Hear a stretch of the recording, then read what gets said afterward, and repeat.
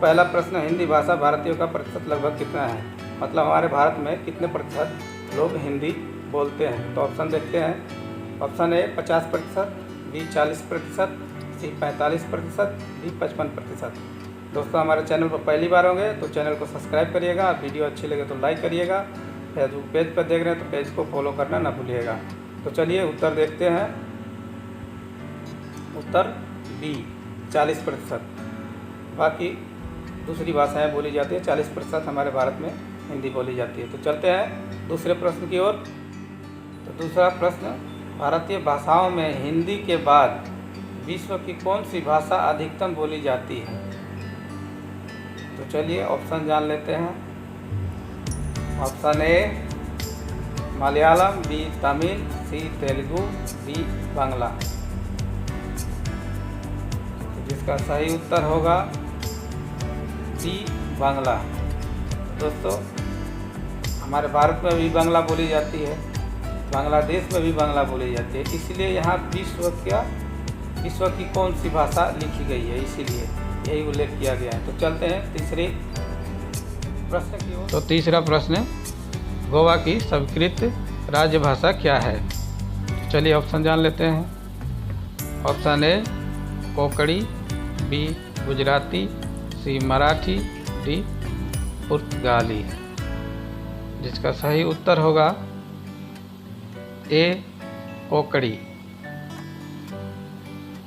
तो चलिए चलते हैं चौथे प्रश्न। चौथा प्रश्न, कौन सी भाषा देवभाषा है? तो चलिए ऑप्शन जान लेते हैं। ऑप्शन ए हिंदी, बी खड़ी भाषा, सी संस्कृत, डी पाली। तो इसका सही उत्तर होगा सी संस्कृत।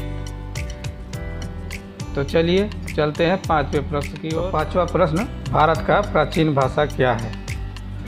तो चलिए ऑप्शन जान लेते हैं। Option A Sanskrit, B Hindi, C Pali, D Prakrit. तो जिसका सही उत्तर होगा ए संस्कृत। तो चलिए चलते हैं छठवें प्रश्न की ओर। तो छठवां प्रश्न, निम्नलिखित में से किस देश में अधिकतम संख्या में भाषाएं बोली जाती है?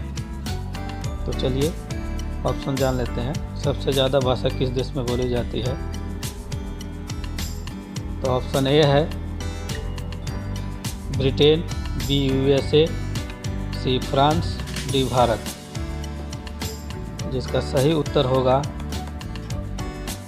डी भारत, जो कि हमारे देश में सबसे ज़्यादा भाषाएं बोली जाती है। तो चलते हैं सातवें प्रश्न की ओर। तो सातवां प्रश्न, केंद्रीय भारतीय भाषा संस्था कहाँ पर स्थित है? तो चलिए देख लेते हैं ऑप्शन क्या है।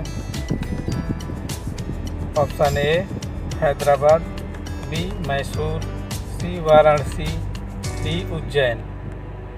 तो जिसका सही उत्तर होगा बी मैसूर। तो चलिए अगले प्रश्न की ओर। प्रश्न नंबर 8वां। तो 8वां प्रश्न, राष्ट्रीय साक्षरता मिशन की शुरुआत कब हुई थी? तो चलिए ऑप्शन जान लेते हैं। ऑप्शन ए 1900 ईस्वी में, बी 1988 ईस्वी में, सी 1999 ईस्वी में, डी इनमें से कोई नहीं। तो सही उत्तर है बी 1988 ईस्वी में। तो चलिए 9वें प्रश्न की ओर चलते हैं। तो 9वां प्रश्न, नवोदय विद्यालय में दाखिला किस कक्षा से होता है? तो चलिए ऑप्शन जान लेते हैं। ऑप्शन ए पहली से, बी 7वीं से, सी 6वीं से, डी 4थी से। तो जिसका सही उत्तर होगा सी 6वीं से। तो चलते हैं 10वें प्रश्न पर, आज का आखिरी प्रश्न। तो 10वां प्रश्न, मुक्त विश्वविद्यालय की स्थापना सर्वप्रथम कहाँ हुई थी? तो चलिए ऑप्शन जान लेते हैं। Option A Germany, B Bharat, C England, D इनमें से कोई नहीं। तो जिसका सही उत्तर है सी इंग्लैंड। तो दोस्तों अगर हमारी जानकारी अच्छी लगी तो लाइक करें, और चैनल पर पहली बार हैं तो चैनल को सब्सक्राइब करें, और फेसबुक पेज पर देख रहे हैं तो पेज को फॉलो करना ना भूलें। नमस्कार, धन्यवाद।